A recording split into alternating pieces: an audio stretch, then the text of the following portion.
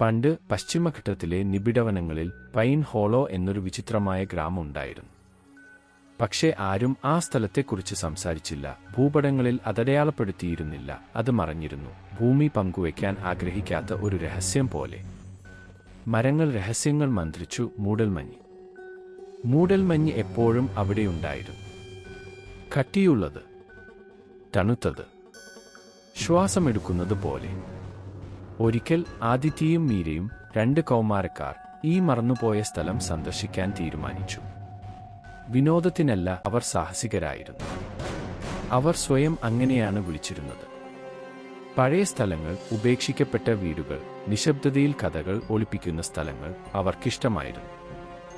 ആദിത്യയ്ക്ക് 17 വയസ്സായിരുന്നു. ധീരൻ, ആകാംക്ഷയുള്ളവൻ, അല്പം മണ്ടൻ. മീരയ്ക്ക് 16 വയസ്സായിരുന്നു. ശാന്ത, ശ്രദ്ധാലു. പക്ഷേ ആദിത്യയെ അമിതമായി വിശ്വസിച്ചിരുന്നതിനാൽ അവൾക്ക് വേണ്ടെന്ന് പറയാൻ കഴിഞ്ഞില്ല. അവർ ബാഗുകൾ പാക്ക് ചെയ്ത് ഈ നിഗൂഢമായ പൈൻ ഹോളോയിലേക്ക് ഒരു വാരാന്ത്യ ട്രെക്കിന് പുറപ്പെട്ടു. പക്ഷേ പഴയ പായൽ പിടിച്ച ഒരു കമാനത്തിലൂടെ ഗ്രാമത്തിലേക്ക് കടന്നയുടൻ അവർക്കത് അനുഭവപ്പെട്ടു. എന്തോ ശരിയല്ല. ആളുകളില്ല, ശബ്ദമില്ല. തകർന്ന വീടുകൾക്കിടയിലൂടെ പതുക്കെ ചലിക്കുന്ന മൂടൽമഞ്ഞ് മാത്രം. അതിന് സ്വന്തമായി ഒരു ജീവനുണ്ടായിരുന്നത് പോലെ. അവർ പഴയ ഒഴിഞ്ഞ ഒരു സ്കൂളിൽ അഭയം തേടി. ഡെസ്കുകൾ, ചോക്ക് ബോർഡുകൾ, കുട്ടികളുടെ ചിത്രങ്ങൾ പോലും അവിടെയുണ്ടായിരുന്നു. ഇന്നലെ മാത്രം ക്ലാസ് അവസാനിച്ചതുപോലെ. ഒരു ഡെസ്കിൽ മീരയ്ക്ക് വിചിത്രമായെന്തോ കിട്ടി. കീറിയതും കറപിടിച്ചതുമായ ഒരു പഴയ ഡയറി. അവളത് തുറന്നു വായിച്ചു.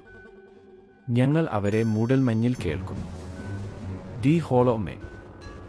അവർ ഞങ്ങളുടെ പേര് മന്ത്രിക്കുന്നു. ഓരോ രാത്രിയും ഞങ്ങളിൽ ഒരാൾ അപ്രത്യക്ഷനാകുന്നു. ദയവായി നിങ്ങളിത് വായിക്കുന്നുണ്ടെങ്കിൽ ഇരുട്ടിയ ശേഷം ഇവിടെ തങ്ങരുതേ. മീരയുടെ കൈകൾ വിറച്ചു. ആദി, നമുക്ക് പോകാം, അവൾ മന്ത്രിച്ചു. പക്ഷേ ആദിത്യ ചിരിച്ചു. വാ മീര, ഇത് നമ്മുടെ കഥയ്ക്ക് ഏറ്റവും മികച്ചതാണ്. വെറും പ്രാദേശിക ഐതിഹ്യം. എന്നാൽ പുറത്ത് മൂടൽമഞ്ഞ് കട്ടിയാകുകയായിരുന്നു. സൂര്യൻ അസ്തമിക്കുകയും ചെയ്തിരുന്നു. അന്നത്തെ രാത്രി ഇരുട്ട് പൈൻ ഹോളോയെ വിഴുങ്ങിയപ്പോൾ മൂടൽമഞ്ഞ് ജനലുകൾക്കരികിലേക്ക് വന്നു. അത് അവരെ നിരീക്ഷിക്കുന്നത് പോലെ. പിന്നെ ഒരു മുട്ട് കേട്ടു. പതുക്കെ, 3 തവണ. മീര ആദിത്യയുടെ കൈകളിൽ മുറുകെ പിടിച്ചു. ആരാണ് മുട്ടുന്നത്?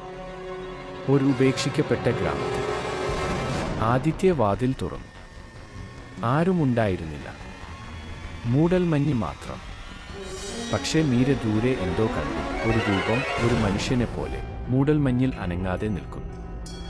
അനങ്ങുന്നില്ല, വെറുതെ നിൽക്കുന്നു. പിന്നെ മന്ത്രങ്ങൾ തുടങ്ങി. ചുമരുകളിലെ വിള്ളലുകളിലൂടെ അവ വന്നു. വാതിലുകൾക്കടിയിൽ നിന്ന്, മൂടൽമഞ്ഞിൽ നിന്ന്.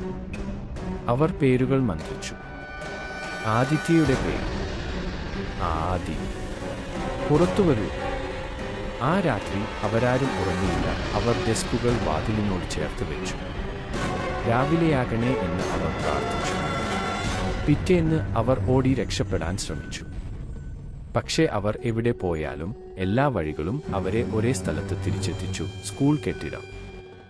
ഗ്രാമം ചുറ്റിത്തിരിയുകയായിരുന്നു. അവർ കുടുങ്ങിപ്പോയിരുന്നു. അപ്പോഴാണ് മൂടൽമഞ്ഞ് നീങ്ങിയത്. രൂപങ്ങൾ പുറത്തുവന്നു. പൊക്കമുള്ളവ. പതുക്കെ. അവർക്ക് കണ്ണുകളില്ലായിരുന്നു. വായില്ലായിരുന്നു. അവരുടെ മുഖം മിനുസമുള്ള കല്ല് പോലെയായിരുന്നു. ഇവരായിരുന്നു ദി ഹോളോ മെൻ. അവർ നടന്നില്ല, അവർ ഒഴുകി നീങ്ങി. അവർ വന്നപ്പോൾ അവർ പേരുകൾ മന്ത്രിച്ചു. മീര. തിരിച്ചടിക്കാൻ ഒരേയൊരു വഴിയേയുള്ളൂ എന്ന് ഡയറിയിൽ പറഞ്ഞിരുന്നു. ഒരു ചടങ്ങ്. അവർക്ക് 3 കാര്യങ്ങൾ വേണ്ടിയിരുന്നു. ഒരു കണ്ണാടി, ഒരു തുള്ളി രക്തം, അവരുടെ പേര് മൂടൽമഞ്ഞിലേക്ക് പിന്നോട്ട് മന്ത്രിക്കുക. അവർ അത് ശ്രമിച്ചു. ആദിത്യ തന്റെ പേര് പിന്നോട്ട് മന്ത്രിച്ചു. ഇതേത്? ഒന്നും ഉണ്ടായില്ല. പിന്നെ കണ്ണാടി പൊട്ടി. ഒരു കൈ പുറത്തു വന്നു. കണ്ണാടിക്കുള്ളിൽ നിന്ന് ചാരനിറമുള്ള മരിച്ച വിരലുകൾ നീണ്ടു. അവർ അലറി. ഗ്ലാസ് തകർത്തു. വൈകിപ്പോയിരുന്നു. ദി ഹോളോ മെൻ അവരെ കണ്ടിരുന്നു. പിന്നീട് തറയുടെ അടിയിൽ അവർ മറ്റൊരു ഡയറി കണ്ടെത്തി. ഇത് സത്യം പറഞ്ഞു. ഗ്രാമം ഒരു രോഗം കൊണ്ടും ഉപേക്ഷിക്കപ്പെട്ടതല്ല, അത് ശപിക്കപ്പെട്ടതായിരുന്നു. വളരെ കാലം മുൻപ് ഒരു ആൺകുട്ടിയും പെൺകുട്ടിയും ഒരു ആഗ്രഹം പറഞ്ഞു, എന്നേക്കുമായി ഒരുമിച്ച് ജീവിക്കാൻ. പക്ഷേ ഒരു വനദേവത, ഫോക്ക് ബൈൻഡർ എന്നു പേര്, ആ ആഗ്രഹത്തെ വളച്ചൊടിച്ചു. ഇപ്പോൾ ഏതാനും വർഷം കൂടുമ്പോൾ ആ ദേവത 2 പേരെ ഗ്രാമത്തിലേക്ക് വിളിക്കുന്നു, സ്നേഹിക്കുന്ന 2 പേര്. എന്നിട്ട് അവർക്ക് ഒരു തിരഞ്ഞെടുപ്പ് നൽകുന്നു. ഒരാൾക്ക് പോകാം, ഒരാൾക്ക് നിൽക്കണം, അല്ലെങ്കിൽ ഇരുവരും ഹോളോ ആകണം. ആ രാത്രി മൂടൽമഞ്ഞ് തിരിച്ചെത്തി, എന്നത്തേക്കാളും കട്ടിയായി. മൂടൽമഞ്ഞിൽ ഒരു വാതിൽ തുറന്നു. ഊഷ്മളമായ പ്രകാശം അതിലൂടെ പ്രകാശിച്ചു.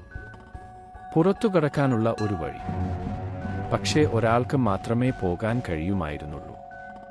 ആദിത്യ പറഞ്ഞു, "പൊയ്ക്കോ മീര, നിനക്ക് ജീവിക്കണം, ഞാൻ ഇവിടെ നിൽക്കാം."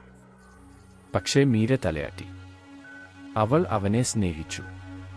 അത് ശാപത്തെ യാഥാർത്ഥ്യമാക്കി. അവൾ വാതിലിലേക്ക് നോക്കി. അവസാന നിമിഷം അവൾ അവനെയും കൂടെ വലിച്ചു. അവർ ഓടി. മൂടൽമഞ്ഞ് അലറി. ദി ഹോളോ മെൻ പിന്തുടർന്നു. പക്ഷേ അവർ രക്ഷപ്പെട്ടു. ആദിത്യ ഒരു ആശുപത്രിയിൽ ഉണർന്നു. അവന്റെ മാതാപിതാക്കൾ അവിടെയുണ്ടായിരുന്നു. അവനെ കാട്ടിൽ നിന്ന് കണ്ടെത്തിയെന്ന് പോലീസ് പറഞ്ഞു.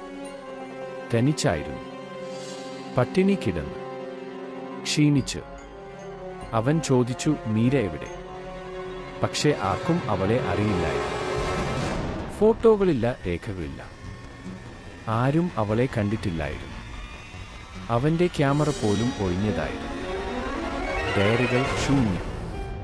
ഒന്നു മാത്രം അവശേഷിച്ചു, ഒരു മങ്ങിയ ചിത്രം. മൂടൽമഞ്ഞ്. മൂടൽമഞ്ഞിൽ ഒരു പെൺകുട്ടി, മീര. അവൾ ചിരിക്കുന്നുണ്ടായിരുന്നു. അവളുടെ പിന്നിൽ ദി ഹോളോ മെൻ. ഇന്നുവരെ പുലർച്ചെ 2:11 മണിന് ആദിത്യ അവളുടെ ശബ്ദം കേൾക്കും. ആദി, തിരിച്ചു വരൂ. നഗരത്തിലേക്ക് മൂടൽമഞ്ഞ് അസാധാരണമാവിധം വേഗത്തിൽ വരുമ്പോൾ അവൻ അവളെ കാണും. കാത്തിരിക്കുന്നു. ഇപ്പോഴും 16 വയസ്സുകാരി, ഇപ്പോഴും സുന്ദരി, ഇപ്പോഴും കുടുങ്ങിക്കിടക്കുന്നു.